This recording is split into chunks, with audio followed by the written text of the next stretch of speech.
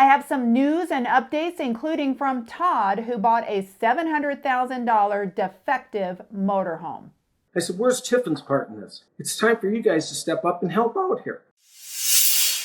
Hi, I'm Liz. I help people get their money back after buying defective RVs. So far, I've gotten over $2 million refunded to customers, and that number got a little higher today because I got another buyback. And I should say we got another buyback because I couldn't do any of this without you liking, subscribing, and sharing. Truly, it's the power of social media that is pressuring these big companies to do the right thing. So first the updates and then the news. A few months ago, Matt and Julie shared their story with all the problems that they were having with their brand new Winnebago mini travel trailer. We took a lot of time to find this RV, and now we're almost just kind of hate camping.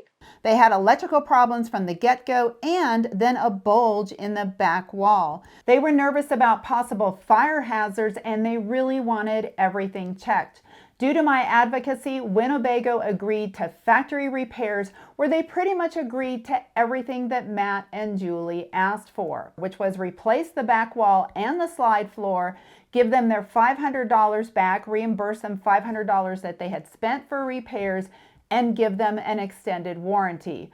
Well, when Matt and Julie got the trailer back, they were not happy. First of all, it was damaged. There were lots of scratches and scrapes on it, and it was missing the rubber stoppers in the back bumper and the rubber cap on the jack. They said it looked like there was duct tape used to repair the floor, there was glue, grease, and sawdust everywhere, and now one of their stabilizer arms doesn't work. Well, when they reached out to Winnebago and expressed their disappointment, they say they're very disappointed to not receive compensation for the damages. They still haven't got the $500 or the extended warranty.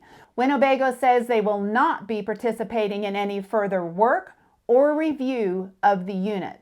I'll have more to say about that in a moment. Frank bought a Forest River Boost toy hauler brand new for nearly $90,000, but something broke every time he used it. At this point, give me my money back for the RV and give me a tent. He had problems with the levels, the Happy Jack bed collapsed, wiring and electrical problems, and leaks. The update is that Camping World gave Frank a buyback.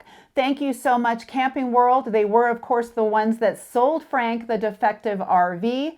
Notably, Forest River was the ones that made the defective RV, and they did not step up to help Frank. Recently, Todd shared the story of his defective $700,000 Tiffin Zephyr motorhome. It's not like it's one small thing. The things that have went wrong with this bus are major problems, from the loss of oil pressure, to the broken frame, to the side of the bus being bowed out, to the delamination of the side of the bus, replace the nose cone, blown hydraulic cylinder on it. I mean, where does it end? A year ago, I did a very similar case with Paul and Danny and their Tiffin Zephyr motorhome. In that case, he had spent $800,000. In both cases, the RVs left the factory with the hot and cold water switched, with the turn signal cameras not working correctly, and there was discovered on both of them a bulge in the same place on the side of the RV. Very concerning bulge. So in Paul and Danny's case, when I took the case on, it was at the factory for repairs, and I advocated for them and they got a buyback. Yes, they got nearly $800,000 refunded, so that is awesome. Now, in Todd's case, when they took it down to the factory, they told him they would remove the sides, repair underneath, and then replace.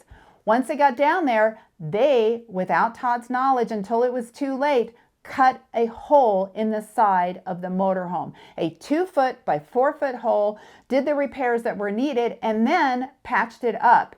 So I advocated very strongly for this motorhome to be bought back. There were other problems too. If you missed the video, I'll put a link to that.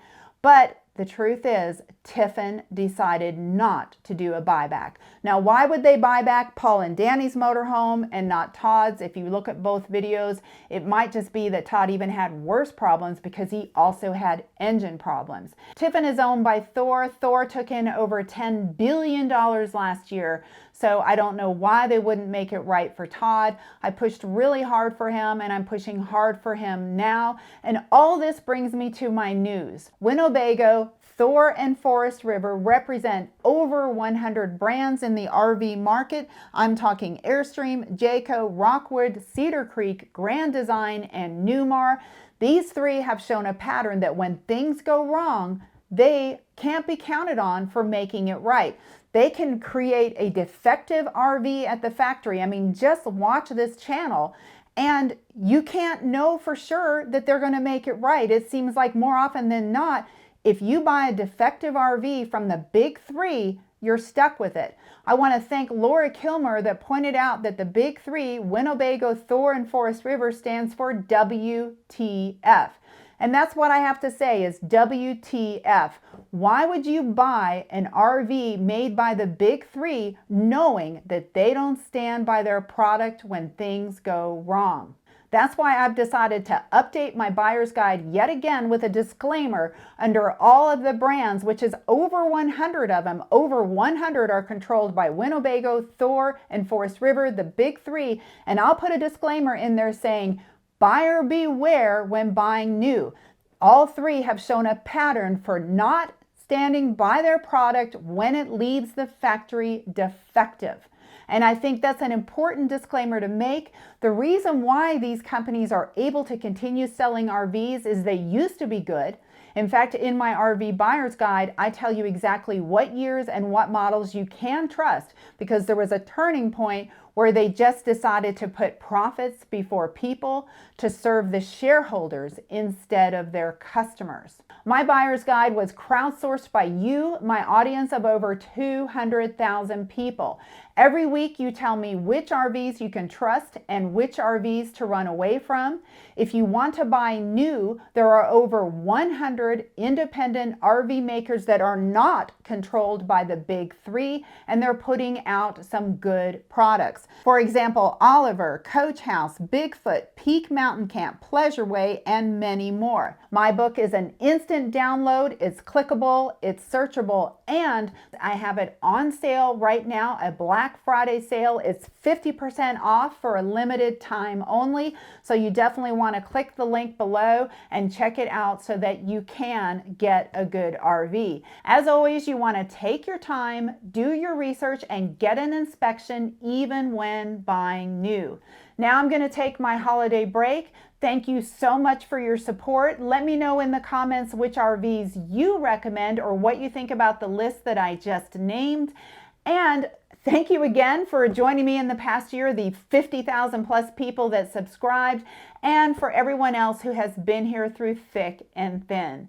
I will see you in the next video.